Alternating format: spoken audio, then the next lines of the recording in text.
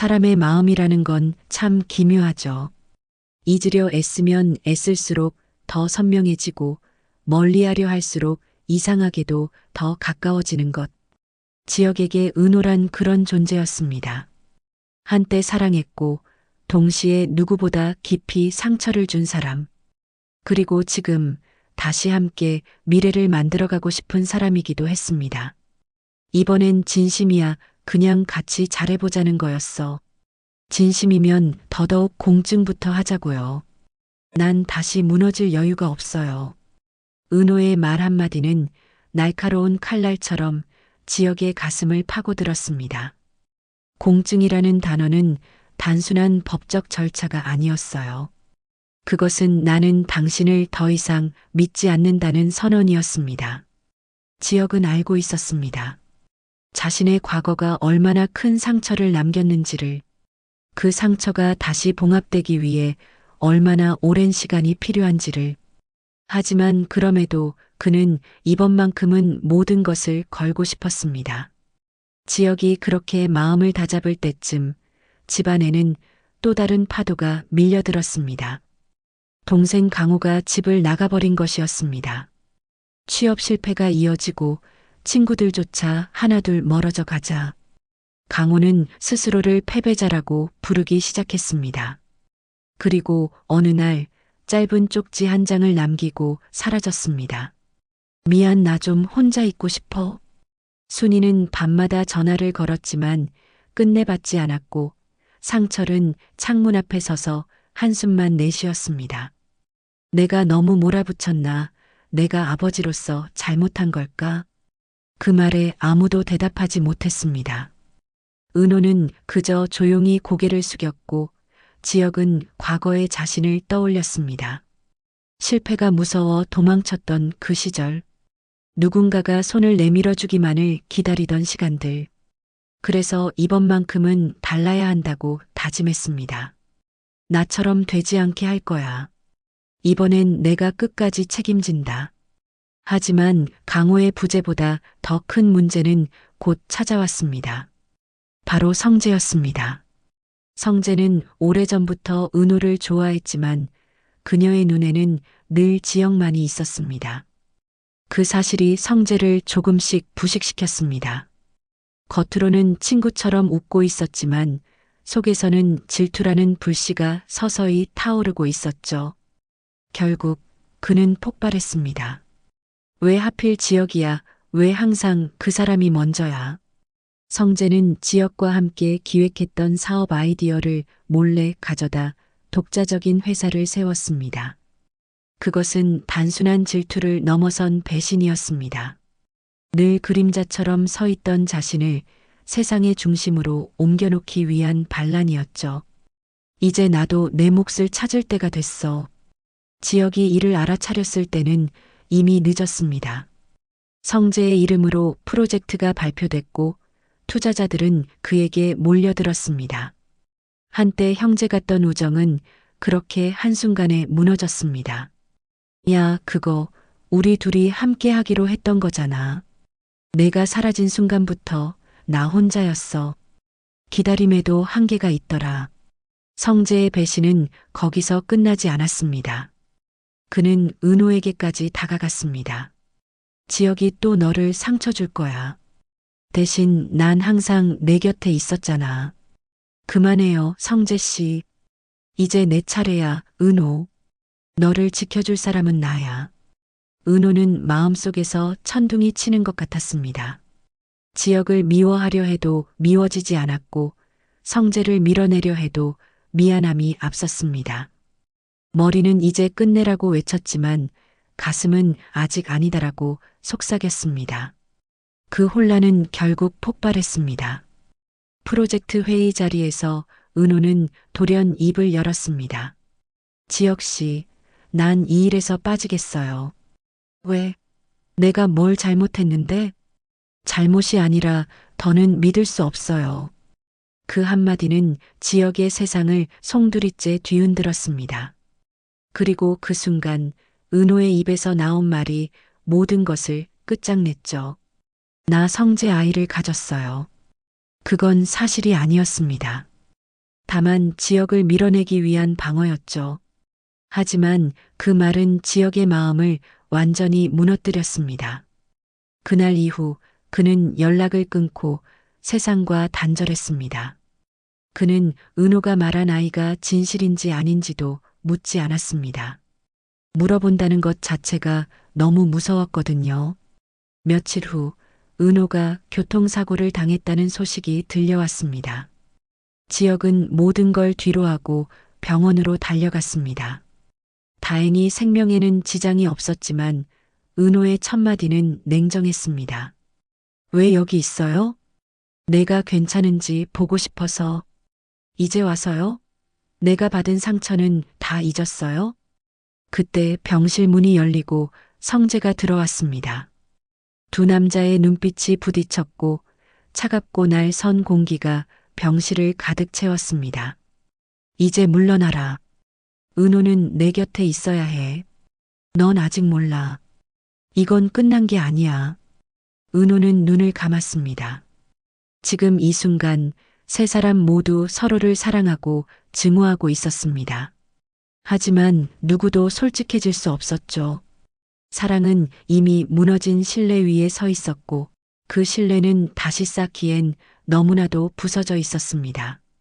사고가 단순한 우연이 아니었다는 사실이 밝혀진 건 은호가 병원에서 퇴원한 지 일주일쯤 지나서였습니다.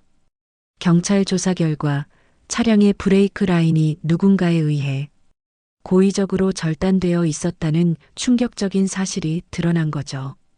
고의라니 누가 왜 그런 짓을 했다는 거죠? 지역은 경찰서에서 서류를 넘기던 형사의 말에 얼어붙었습니다. 은호도 믿기지 않는다는 듯 눈을 크게 떴죠. 누군가가 은호 씨를 노린 건 확실합니다. 다만 대상이 당신이었는지 은호 씨였는지는 아직 단정할 수 없습니다. 그 한마디는 모두의 머릿속을 복잡하게 만들었습니다. 누군가가 우리를 노리고 있다는 공포는 생각보다 더 무겁고 끈질기게 사람의 마음을 짓누릅니다. 은호는 매일 밤 문을 2번, 3번 확인하고 잠을 이루지 못했습니다. 지역은 혹시 자신의 과거가 이런 사태를 불러온 건 아닐까 자책했고 성재는 알 수 없는 불안을 느끼며 주변을 경계했습니다. 그리고 며칠 뒤 충격적인 이름 하나가 경찰 수사 자료에서 흘러나왔습니다. 강도현. 몇 년 전 지역의 사업이 실패했을 때 거액을 투자하고 모든 것을 잃고 사라졌던 인물이었습니다. 그가 다시 서울에 돌아왔다는 소식은 이미 업계에 돌고 있었지만 지금 그가 사건의 용의자 선상에 있다는 사실은 누구도 예상하지 못한 일이었습니다. 그 사람 복수를 하러 돌아온 걸까요? 글쎄요, 복수라면 왜 은호 씨를? 그러나 진실은 생각보다 훨씬 복잡하고 더 무서웠습니다. 경찰이 조사한 결과 도연은 최근 몇 달간 어떤 여성과 지속적으로 자금을 주고받은 정황이 포착되었는데 그 여성의 이름은 다름 아닌 고성희였습니다. 그녀는 지역에게 사업 제안을 했던 인물이자 겉으로는 성공한 투자자였지만 뒤에서는 도연과 깊숙이 얽혀 있었습니다. 두 사람은 과거부터 함께 지역의 몰락을 치밀하게 설계해왔고 이번 사고 또한 그 계획의 일부였던 겁니다. 이제 곧 끝이야. 내가 쌓아온 모든 걸 내가 가져갈 거야. 성희는 도연과의 비밀 통화에서 그렇게 말했습니다. 목소리는 차분했고 오히려 승리자의 여유가 느껴졌습니다. 지역은 그 소식을 듣고 분노를 억누르지 못했습니다. 그래서 이 모든 게 다 짜여진 판이었단 말이지? 그는 곧바로 변호사를 찾아가 도연과 성희의 거래 내역을 추적했고 이메일 해킹과 자료 확보를 통해 그들의 연결고리를 하나둘 파헤치기 시작했습니다. 그리고 마침내 그들이 은호의 사고뿐 아니라 사업 파산과 투자 실패에도 관여했다는 결정적인 증거를 손에 넣었습니다. 한편 성재의 삶도 순탄치 않았습니다. 아이디어 도용 논란이 법적 공방으로 번지면서 그의 회사는 투자자들이 빠져나가 폐업 위기에 몰렸습니다. 기자들은 그의 사무실 앞에 진을 쳤고 언론에서는 친구의 아이디어를 훔친 배신자라는 자극적인 제목이 쏟아졌습니다. 술에 취해 거리를 헤매던 어느 밤 성재는 자신을 찾아온 지역을 마주했습니다. 이제 됐지? 내가 이렇게 망했으니 너도 속이 시원하냐? 그만 좀 해라. 서로 싸워서 얻을 게 뭐가 있냐? 넌 몰라. 난 언제나 너보다 한 발 뒤에서 살았다고. 은호도 성공도 다 너였어. 그러니까 이제는 우리 둘 다 달라져야 해. 싸워야 할 상대는 서로가 아니야. 그 말은 처음엔 허무한 소리처럼 들렸지만 이상하게 성재의 마음 한구석에 스며들었습니다. 그는 처음으로 지역을 이기는 것이 목표가 아니라 함께 싸워야 할 적이 있다는 사실을 깨달았습니다. 그리고 그 적이 누구인지도 이미 알고 있었죠. 그 무렵 순이는 실종됐던 강호로부터 전화를 받았습니다. 엄마 미안해. 나 지금 괜찮아. 괜찮긴 뭐가 괜찮아. 어디 있는 거야. 제발 집으로 돌아와. 하지만 강호는 자신의 위치를 밝히지 않은 채 전화를 끊었고 다시 연락은 닿지 않았습니다. 순이는 직감했습니다. 이 모든 일이 단순한 우연이 아니라는 걸. 강호의 실종과 은호의 사고, 도연의 등장, 그리고 성희의 개입까지 모든 퍼즐이 점점 하나의 그림을 향해 가고 있었습니다. 그리고 그 그림의 마지막 조각은 생각지도 못한 곳에서 튀어나왔습니다. 성희의 비밀 이메일 안에서 이 프로젝트 은호 계획이라는 문서가 발견된 겁니다. 거기에는 소름 끼치는 내용이 적혀 있었습니다. 은호를 지역으로부터 완전히 떼어내라. 필요하다면 사고도 협박도 불사한다. 도연은 감정적 동기를 자극하고 나는 법적 경제적 압박을 맞는다. 그 아이는 절대로 지역 곁에 두지 말 것. 그 문서를 본 지역은 몸이 굳어버렸습니다. 이제 그는 확신했습니다. 이 싸움은 단순히 과거의 원한을 푸는 복수가 아니라 자신의 삶 전체를 무너뜨리기 위한 치밀한 계획이라는 것을. 그리고 그는 조용히 속삭였습니다. 좋아. 너희가 그렇게 원한다면 이번엔 내가 끝까지 간다. 그날 밤 모든 인물들의 운명을 뒤바꿀 일이 일어났습니다. 지역은 마침내 성희와 도연의 음모를 세상에 폭로하기 위해 회견을 준비했는데요. 하지만 그는 몰랐습니다. 그보다 훨씬 충격적인 다른 진실이 세상 밖으로 터져나오기 직전이라는 것을. 회견장에서 지역은 차분하게 입을 열었습니다. 지난 2년 동안 제 주변에서 일어난 모든 불행은 우연이 아니었습니다. 투자 실패도, 파산도, 은호의 사고도 모두 누군가의 치밀한 계획이었습니다. 그리고 그 배후에는 고성혜 씨와 강도연 씨가 있었습니다. 현장은 술렁였습니다. 성희는 잠시 얼굴이 굳더니 곧 미소를 지었습니다. 그리고 마이크를 잡아 예상치 못한 폭탄을 터뜨렸습니다. 그래요, 내가 했습니다. 하지만 지역 씨, 당신이 그렇게 정의로운 척할 자격이 있나요? 당신이 나에게서 빼앗아간 게 뭔지 모두가 알면 당신 옆에 아무도 남지 않을 거예요. 성희의 입에서 나온 말은 모두의 숨을 먹게 만들었습니다. 당신이 그렇게 아끼던 은호 그녀의 어머니 순희 씨와 당신의 아버지 상철 씨, 오래전에 어떤 사이였는지 알고 있습니까? 기자들의 질문이 동시에 터져나왔고 은호는 얼굴이 창백해졌습니다. 그게 무슨 말이에요? 무슨 말이냐고요? 당신 어머니와 상철 씨는 오래 전 함께 있었어요. 당신이 태어나기 전에. 그 말 한마디에 공기는 얼어붙었습니다. 지역의 입술이 파르르 떨렸고 상철은 얼굴을 감싸주며 바닥을 응시했습니다. 순이는 그 만회를 반복하며 울부짖었고 은호는 믿을 수 없다는 듯 흔들리는 눈빛으로 모두를 바라봤습니다. 그럼 내가 지혁 씨랑 피 한 방울 섞이지 않았더라도 그 관계는 절대로 정상일 수 없다는 걸 세상은 알게 될 겁니다. 성희의 폭로는 단순한 폭탄이 아니었습니다. 그것은 사람들의 마음속을 송두리째 뒤흔드는 핵폭탄이었습니다. 지혁과 은호가 쌓아온 감정의 탑은 단숨에 무너졌고 서로를 향한 눈빛은 사랑에서 혼란 그리고 공포로 바뀌었습니다. 회견 이후 모든 것이 무너졌습니다. 지혁은 회사에서 해임됐고 투자자들은 계약을 파기했습니다.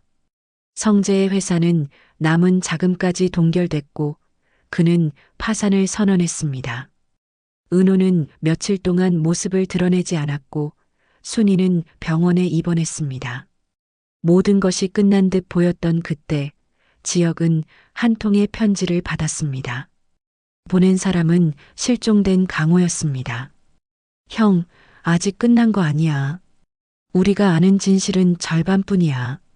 성희 뒤에는 더 큰 그림이 있어. 내가 그걸 찾아냈어. 진짜 적은 아직 등장하지 않았어. 편지에는 이름도 주소도 없었지만 단 한 장의 USB가 동봉되어 있었습니다. 그 안에는 충격적인 자료들이 담겨 있었습니다. 국내 굴지의 대기업, 정치권 고위 인사들의 이메일, 그리고 은호가 다니던 회사가 연루된 불법 거래 내역까지. 이 모든 것의 중심에는 이 프로젝트라는 이름이 새겨져 있었고 그 프로젝트를 총괄하는 사람의 이름은 낯익었습니다. 상철 지역의 아버지이자 이 모든 사건의 시작점이었습니다. 지역은 한참 동안 말을 잃었습니다. 자신이 믿어온 가족, 평생 등을 맡겼던 아버지, 모든 갈등의 중심에서 피해자라고만 생각했던 그 사람이 사실은 모든 일을 시작한 사람일지도 모른다는 생각이 뇌리를 스쳤기 때문입니다. 어두운 방 안에서 전화 한 통이 걸려왔습니다. 계획이 조금 어긋났군요. 하지만 괜찮습니다. 이제 마지막 단계로 넘어갑시다. 목소리의 주인공은 상철이었습니다. 그리고 그의 앞에는 성희와 도연, 그리고 지금까지 이름 한 번 등장하지 않았던 정체불명의 인물이 앉아 있었습니다. 그들이 향하고 있는 목표는 단 하나. 지역을 완전히 무너뜨리는 것. 그리고 그를 통해 무언가 더 큰 것을 얻어내는 것이었습니다. 이야기는 여기서 멈추지만 진짜 전쟁은 이제부터 시작입니다. 사랑은 무너졌고 진실은 흔들렸으며 신뢰는 배신으로 변했습니다. 하지만 아직 아무도 모르는 마지막 퍼즐 조각이 남아 있습니다. 그리고 그 조각이 밝혀지는 순간 화려한 날들의 모든 것이 뒤집힐 것입니다.